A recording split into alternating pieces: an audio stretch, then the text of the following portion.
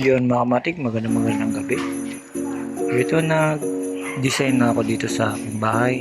Naglagay na ako ng mga Christmas light mga matik. Pangalawa, yung aking parol, nilagyan ko na ng Bethlehem. Ito mga matik, papakita ko sa inyo. Yung ginawa kong parol na may Bethlehem.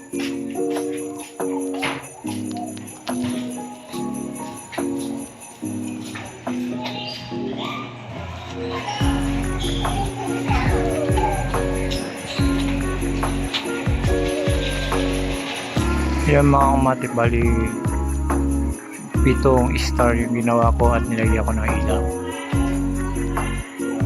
Kahit na simple lang yung bahay mga matik, ang importante meron kang dinisplay na Christmas light mga matik.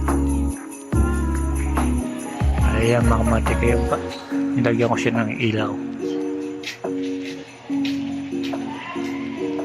Ayan mga matik, yung parol na walang buntot mga matik ang nilagay ko. Tapos itong malaki kong parol na nilagyan ko siya ng Bethlehem. Yan mga matik, ganyan lang mag-design. Simple lang din mga matik ang design ko mga matik. Pagka marunong ka sa paggawa ng star parol mga matik, mas maganda. Mas magandahan pagka magdi-design ka sa bahay mo mga kamatik, mas maganda yun.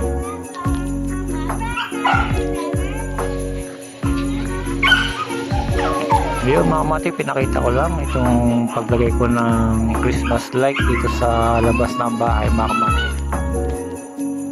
Hanggang dito na lang mga matik, salamat.